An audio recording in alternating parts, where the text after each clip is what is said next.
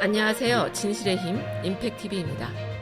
28일부터 대한민국이 로켓을 발사할 때 고체 연료를 사용할 수 있게 됐습니다. 실용적인 측면에서 보자면 고체 연료를 사용할 수 있게 되면서 소형 인공위성을 좀 더 효율적으로 개발할 수 있는 길이 열린 거고요. 지금껏 개발 가능성이 꽉 막혀있던 대륙간 탄도미사일도 개발할 수 있게 된 거예요. 그리고 좀 더 넓은 의미에서 생각해보면 1979년에 주한미군 사령관이랑 우리 국방부 장관 사이에서 얼렁뚱땅 만들어졌던 한미 미사일 지침에서 한 걸음 더 벗어나서 우리나라의 미사일 주권을 회복하게 된 거고요. 일본의 식민 지배에서 벗어난 게 벌써 75년이고 6.25 전쟁이 일어난 지도 70년이 지났어요. 우리가 언제까지 미국의 목줄 묶인 멍멍이 마냥 살 수는 없잖아요. 다들 아시는 것처럼 우리나라는 전쟁이 나면 국군 지휘권을 미국에다 넘겨줘야 하는 데다가 미사일 지침에 묶여서 무기 개발도 마음대로 하지 못했었잖아요. 자칭 보수라는 정치 세력이 지금껏 한 일이 도대체 뭡니까? 6.25가 끝나고 70년이 지나도 전시 작전권은 찾아오지도 못해. 거기다 미군이 철수하면 우리나라가 금방이라도 북한군의 점령이라도 될 것처럼 국민들을 겁주는 것밖에 더 있나요? 그게 무슨 보수예요? 지들이 안보에 있어서는 보수라고 떠들어대면서 정작 우리나라의 자주국방에 대해서는 아무 생각도 없었던 세력이 지금 미통닭이라는 이름을 달고 있는 수구 세력 아닙니까? 일반적으로 보수라고 하면 민족의 역사를 지키고 자기 힘으로 영토를 지키고 민족 정신을 소중하게 생각하는 것 아닌가요? 어떻게 된 게 우리나라의 자칭 보수라는 집단들은 뉴라이트라는 식민사관을 들여와서 일본의 식민 지배를 미화하질 않나. 우리 힘으로는 나라를 못 지킨다면서 외세를 끌어들일 생각이나 하고 앉았어요. 그러니 우리 민족 정신을 소중하게 생각할 리가 없죠. 일본이 경제 보복을 한다고 하는데도 현실을 생각해서 숙이고 들어가야 한다는 소리나 해댔잖아요. 그게 무슨 보수입니까? 이 나라의 진정한 보수가 과연 누구인지 이제 우리 국민들이 다 눈치채지 않았을까요? 28일에 김현종 2차장이 나와서 브리핑을 했는데요. 김현종 차장이 정치를 할 생각은 없을 것 같긴 한데 우리 진영의 보석 같은 인재잖아요. 많은 분들이 아셨으면 해서 예전에 총수랑 인터뷰한 내용을 잠시 소개해드리면요. 노무현 전 대통령님이 당선인 신분일 때 당시에 WTO에서 일하고 있던 김현종 차장을 불러서 외교 통상에 관련한 브리핑을 들었다고 해요.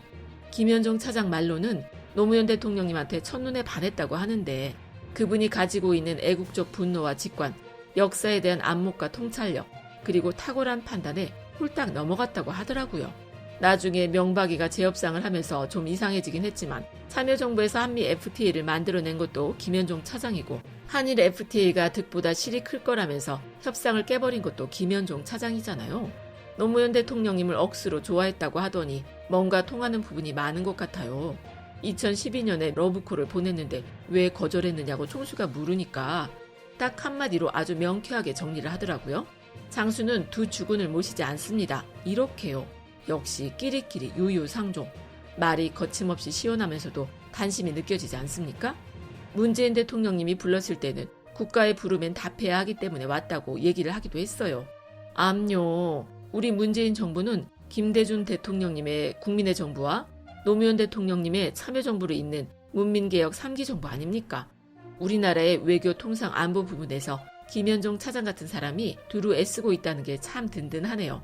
한미 미사일 지침에 대해서 좀 더 얘기를 해보면요. 이 지침이 크게 세 갈래로 나눠지는데 첫 번째는 군사용 탄도미사일에 대한 거예요. 97년에 국민의 정부에서 미사일 사거리를 300km로 늘렸고요.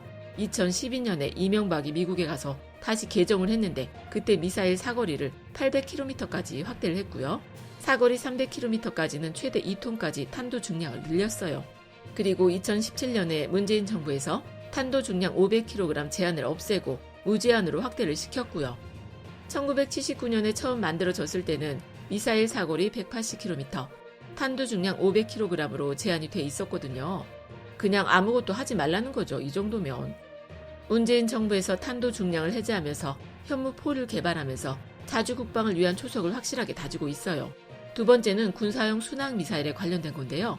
2001년에 1차 개정을 하면서 사거리 300km 이하일 경우에 탄도 중량을 무제한으로 늘렸고 탄도가 500kg 미만이면 사거리를 무제한으로 하기로 했어요. 이걸 적용해서 개발된 무기가 현무3 순항미사일이고요. 마지막으로 세 번째는 우주 발사체 분야인데요. 2001년에 1차 개정을 하면서 초당 100만 파운드의 힘을 가진 발사체를 날릴 때는 고체 추진체를 사용하지 못하게 막아버렸거든요. 보통 초당 3에서 4천만 파운드의 힘이 있어야 소형 위성이라도 띄울 수 있다니까 고체 연료를 사용하는 발사체는 개발하지 말라는 소리나 마찬가지였던 거예요. 이걸 끈질기게 협상해서 이번에 이 제약을 완전히 풀어버린 것 아닙니까? 김현종 차장 말이 문재인 대통령님이 청와대랑 백악관이 협상해서 결과를 만들어내라고 직접 명령을 해서 지난 9개월 동안 애쓴 결과라고 하더라고요. 고체 연료를 사용할 수 있게 되면서 우리나라 우주 발사체 사업이 비약적으로 발전할 수 있다는 희망을 가지고 있고요. 무엇보다 한반도를 24시간 감시할 수 있는 정찰 위성을 우리 손으로 발사할 수 있는 가능성이 이제야 생긴 거예요. 우리나라가 사용하는 국방 예산이 연간 50조 정도인데 한반도 상공을 감시하는 군용 정찰 위성이 한 대도 없다는 게 말이 되나요? 군 정찰 위성이 있어야 우리 군의 정보, 감시, 정찰 능력을 키울 것 아닙니까? 중국은 정찰 위성이 수십 대고 일본도 정찰 위성을 여러 대 운용하고 있어요. 미국이 고체 연료 사용을 막지 않았으면 설마 하니 지금껏 위성 하나 못 쌓아 올렸겠어요? 고체 연료를 사용하면 액체 연료에 비해서 제작비가 10분의 1밖에 안 된대요. 그리고 액체 연료는 발사 직전에 주입해야 해서 준비 시간이 많이 걸리는 데 비해서 고체 연료는 미리 준비를 해놨다가 언제든지 발사할 수 있고요. 우주 발사체라는 게 위성 쏘는 데만 쓰이는 게 아니라 ICBM, 그러니까 대륙간 탄도미사일을 발사하는 데도 사용하는 기술이거든요. 지금 탄도 중량이 완전히 해제되면서 사거리도 덩달아 늘어난 효과가 있는 건 사실이에요. 2톤짜리 탄두를 싣고 800km를 가는 미사일에 1톤짜리 탄두를 실으면 당연히 더 멀리 갈 테니까요. 더군다나 발사 각도에 대해서는 아무 규제도 없기 때문에 실질적인 발사거리는 더 멀어질 수 있다고 봐야죠. 하지만 그렇다고 해도 발사체를 더 멀리 보내기 위해서는 ICBM 기술이 당연히 필요하고 그 기술을 갖기 위해서는 고체 연료 사용이 꼭 필요하잖아요. 중국, 북한, 일본이 모두 ICBM 기술을 가지고 있는데 우리나라만 없다는 것도 말이 안 되고요. 우리가 왜 국방력을 강화하기 위해서 무기를 개발하는데도 미국 눈치를 봐야 합니까? 핵무기랑 생화학 무기만 안 만들면 되는 거잖아요. 이번 기회로 다음번에는 한미 미사일 지침을 완전히 폐기했으면 좋겠고요. 전시작전 통제권도 하루빨리 찾아왔으면 좋겠어요. 진정한 보수, 강한 안보, 우리 문재인 정부 정말 든든합니다. 끝까지 시청해주셔서 고맙습니다.